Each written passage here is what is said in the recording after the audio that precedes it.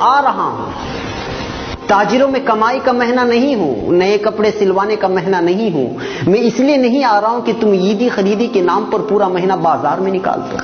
میں صرف تمہیں بھوکا رکھنے کے لیے نہیں آ رہا ہوں. عبادتوں میں دکھاوا کرو اس لیے نہیں آ رہا ہوں. زکوٰۃ اور فطرے کے نام پر نام و نمود بٹورو اس لیے نہیں آ رہا ہوں. افطار پارٹی کے نام پر فضول خرچی کرو اس لیے نہیں آ رہا ہوں. عبادتوں میں دکھاوا کرو اس لیے نہیں آ رہا ہوں.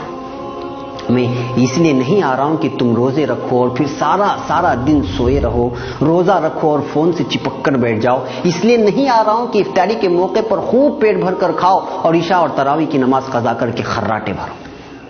میں تو آتا ہوں اپنے رب کی رحمتوں, برکتوں اور مغفرتوں کی سوغات لے کر, مگر تم اس کو حاصل کرنے کے بجائے تجارت کے حساب و کتاب میں لگ جاتے ہو.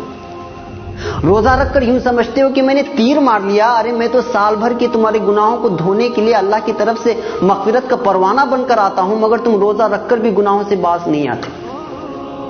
نوجوانوں, ناجائز عشق رمضان سے پہلے بھی ناجائز اور اب بھی, مگر تم تو رمضان میں کچھ کام نہ ہونے کا بہانہ بنا کر سارا دن موبائل پر عشق بازی کرتے رہ جاتے ہو.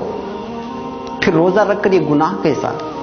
غلط ویڈیوز اور موسیقی سننا ہر وقت حرام, مگر یہاں تو روزے کی حالت میں یا تو سو کر یا پھر موبائل میں گزارا ہوتا ہے. میں اس لیے تو نہیں آیا.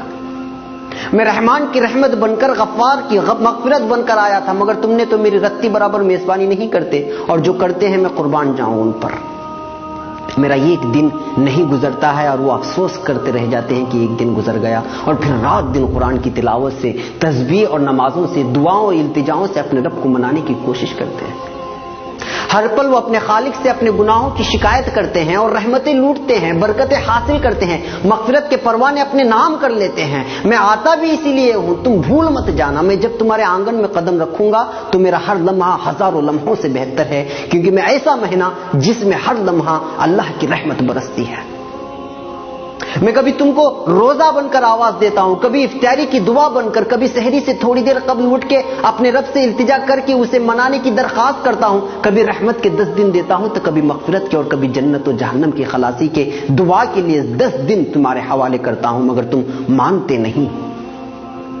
ارے ہوش میں آؤ بھائی, میں آ رہا ہوں. کہاں کھو گئے ہو؟ 11 ماہ گناہوں کے دلدل میں ڈوبے رہنے کے بعد اپنے گناہوں کو بخشوانے کے لیے میرے رب نے تم تک بھیجا, تو تم روزے کے نام پر خالی پیٹ رہ کر وہی جھوٹ کے انبار, غیبت کے بازار, بات پر تکرار, عید خرید کے نام پر بیوی سے انبن, پڑوسی سے لا تعلقی. ارے ہوش میں آؤ, اگر میں چلا گیا تو موقع ہاتھ سے چلا جائے گا, اور لوٹنے کے لیے 11 مہینے لگ جائیں گے, اور زندگی کا کوئی بھروسہ بھی نہیں کہ اگلے رمضان تک تمہاری سانس چلے کہ نہ چلے. پاگل نہ بن, تیاری کر میری میزبانی کی اور میری مہمانی کی. دل سے کر, خلوص سے کر, دکھاوا میرے رب کو منظور نہیں. جو بھی کر تنہائی میں اٹھ کر اللہ سے التجا کرتے ہوئے کر. ابھی سے مانگنا شروع کر, کیونکہ نیک اعمال کا کرنا بھی اللہ کی توفیق سے ہوتا ہے. میری میزبانی کا مطلب یہ نہیں کہ گھر میں کھجور اور افطاری اور سحری کا راشن جمع کر لے.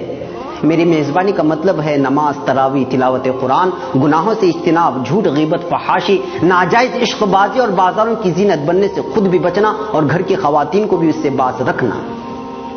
میری میزبانی ایسی کر کے تیرا رب تجھ سے راضی ہو جائے, اور جب رب ہی راضی ہو جائے تو اس دنیا سے کیا مطلب جو ایک دھوکے کا گھر ہے. جی ہاں, دھوکے کا گھر.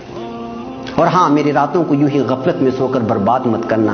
اللہ سے اپنا دکھڑا سنانا, برما میں کیا ہوا, فلسطین میں کیا ہوا اور ہو رہا ہے, افغانستان, عراق و شام اور دیگر مسلم ممالک میں جو ظلم ہو رہا ہے, کیا کیا جا رہا ہے, اس کا دکھڑا سنانا اپنے رب سے. بیتے سالوں میں اپنوں اور غیروں نے ہم سے جو برتاؤ کیا اس کی شکایت کرنا اپنے رب سے. وہ سننے والا ہے, سب کے سننے والا ہے, وہ جو سب سے رحیم, سب سے کریم اور تم سے سب سے زیادہ محبت کرنے والا ہے. تمہارا دکھڑا سن لیا تو پھر بیڑا پار ہے, نہیں سنا تو پھر ثواب کہیں نہیں گیا.